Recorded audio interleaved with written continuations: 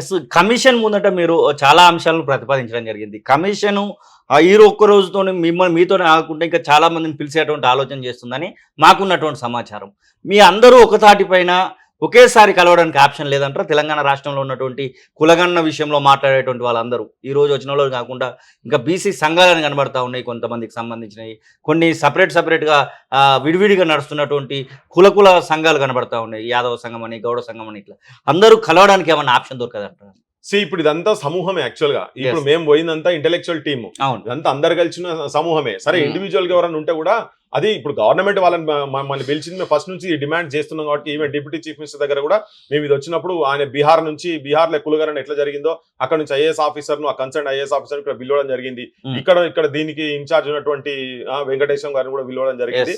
So ఆ team తో పాటు ఈవెన్ మినిస్టర్ పొన్నం ప్రభాకర్ వీళ్ళ సమక్షంలో మా టీమ్ తోనే ఆ డిస్కషన్ జరిగినాయి.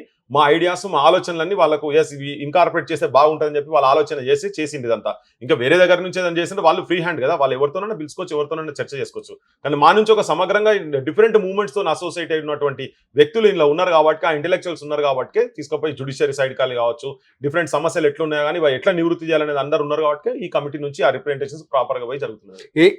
ఎట్టి పరిస్థితుల్లో మేము కులగణన చేయకుండానే ఖచ్చితంగా మేము లోకల్ బాడీ ఎలక్షన్స్ లోకి పోతామని ప్రభుత్వం ఒకవేళ అనుకుంటే, ఎందుకంటే మొన్న ఎంపీ ఎలక్షన్ సమయంలో కూడా మహబూబ్నగర్ కేంద్రంగా ముఖ్యమంత్రి రేవంత్ రెడ్డి మాట్లాడినటువంటి మాటలు మనం విన్నాం. ఈ 2 నెలల వ్యవధిలోనే ఖచ్చితంగా లోకల్ బాడీ ఎలక్షన్స్ ఉంటాయన్నటువంటి మాట.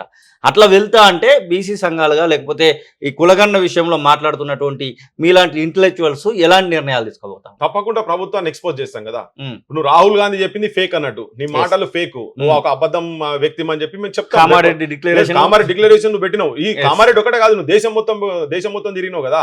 అంటే రాహుల్ గాంధీ ఒక జూటా వ్యక్తి, కాంగ్రెస్ పార్టీ అబద్ధాల కోరు పార్టీ, రేవంత్ రెడ్డి కుట్రదారుడు అనేది రేపు పొద్దుగా జనం లోపలికి మేము ఎక్స్పోజ్ చేస్తాం కదా. ఆ మాటల మీద, ఆ పునాదుల మీదే కదా నువ్వు వచ్చి ఇప్పుడు అధికారంలోకి వచ్చి కూర్చున్నది. నువ్వు 6 నెలలు తిరగక ముందే అంటే పచ్చి బాలెంత నువ్వు మెడగోసినట్టు చేసేటట్టు అన్నట్టు ఇప్పుడంతా.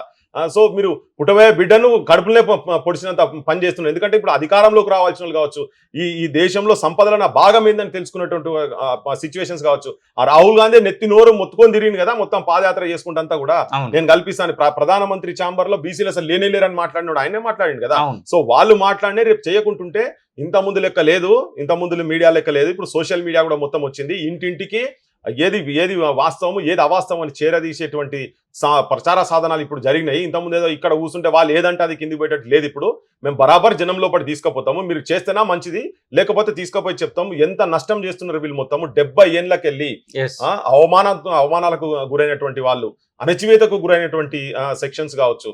ఒక మొదటిసారి ఎట్లో ఇట్లా మాట్లాడే సిచ్యువేషన్ కాడికి వస్తున్నది అన్నప్పుడు మళ్ళీ మీరు గొంతు నులిమి సంపే పరిస్థితి తీసుకొస్తున్న ఈ జాతులను కనుక ఆ సెక్షన్స్ ను పేదోళ్ళు మొత్తం అగ్రకులాలు పేదోళ్ళ కాడికి కూడా చెప్తున్నాను నేను, వాళ్ళకు కూడా ప్రాతినిధ్యం రావాలంటే ఇవన్నీ ప్రాపర్ గా జరుగుతాయి. ఎవరు ఉన్నోళ్ళు ఎవరు లేనోళ్ళు సక్రమంగా జరుగుతాయనే ఆలోచన కాబట్టి బరాబర్ మేము తరోగా కింది దాకా ఎక్స్పోజ్ చేస్తాం. అందుకే ఇవన్నీ చేస్తున్నాం, మేము అన్ని పోతున్నాము, వాళ్ళకి ఇస్తున్నాం. మమ్మల్ని అన్ని అడుగుతున్నారు కదా, అన్ని తీసుకొచ్చి 1 డే చెప్పేసేస్తే ఈ ఎలక్షన్స్ లో బయటపడతారు కావచ్చు వాళ్ళు. కానీ జనంకు మాత్రం మేము ఈ మెసేజ్ మాత్రం తీసుకుపోతాం. జూన్ 5th రోజు ఎలక్షన్ కోడ్ అయితే ముగిసింది. ఎలక్షన్ కోడ్ ముగిసి కూడా ఇంకొక 5 రోజులుగా వస్తా ఉంది ఈ అలర్ట్తోని. ఈ 5 రోజుల వ్యవధిలో చాలా రకాలైనటువంటి ప్రయత్నాలు మీరు కూడా చేసినట్టున్నారు. ఇంకా ఎన్ని రోజులు పడుతుంది అంటారు? ఇది ఫుల్ ప్లేజ్ గా బయటకు వచ్చి కులగణనను మేము ఈ రోజు నుంచి చేస్తున్నామని ప్రభుత్వం ప్రకటన చేయడానికి ఎన్ని రోజులు పట్టొచ్చు అంటారు? ప్రభుత్వం అనుకుంటే 24 గంటలలో స్టార్ట్ చేయొచ్చు. వాళ్ళకి నిజంగా చిత్తశుద్ధి ఉంచి నిజాయితీ ఉండి వాళ్ళు చెప్పినవి, వాళ్ళ మేనిఫెస్టోలో చెప్పినయే, పేదోళ్ళకు మేము రాజ్యాధికారం తీసుకొస్తామని చెప్పని వాళ్ళ మాటలే, మేము అంబేద్కర్ వారసులం అని చెప్పుకునేటోళ్ళు, మా భవనాల పేర్లు తీసుకొచ్చి అంబేద్కర్ భవన్ పెట్టుకున్నాం, పూలే భవన్ అని పెట్టుకున్నాం కదా. వాళ్ళ ఆశయాలు నిజంగా కూడా వాళ్ళు చేయదలుచుకుంటే మాత్రం 24 hours లో చేయొచ్చు. బీసీ కమిషనర్లు కూడా చాలా వర్క్ చేసి దాని మీద. అవును. సో క్వశ్చనర్లు ఉన్నాయి, బీహార్లు ఉన్నాయి, అవన్నీ మేము కూడా ఇచ్చినాం. ఇప్పటితో కాదు, ఇదంతా దాదాపు 4-5 నెలల నుంచి జరుగుతున్నది. గవర్నమెంట్కి వచ్చిన కాడికెళ్ళి జరుగుతున్నది. వాళ్ళు కావాలనుకుంటే కూర్చొని ఇమ్మీడియట్ గా దానికి ఒక కమిటీ వేసి ఆల్రెడీ 150 కోట్ల రూపాయలు దానికి అలొకేషన్ కూడా చేసినామని చెప్పి అసెంబ్లీ సాక్షిగా చెప్పింది కదా.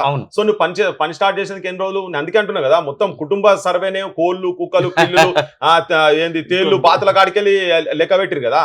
మనుషుల లెక్క ఏ కులం ఎవరు అనేది మనుషుల లెక్క పెట్టేందుకు ఎంతసేపు అది? అంటే వాళ్ళు నిజాయితీ కనుక ఆలోచించి వాళ్ళ అన్నమాట ప్రకారం కనుక చేస్తే మాత్రం ఇమీడియట్ అవుతుంది. లేదు కానీ వాళ్ళు వాడక దొబ్బతందుకని చేస్తే మాత్రం ఎక్స్పోజ్ అవుతారు వాళ్ళు. అసలైన తొలి వెలుగు. ఫాలో వాట్సాప్ @తొలి వెలుగు official.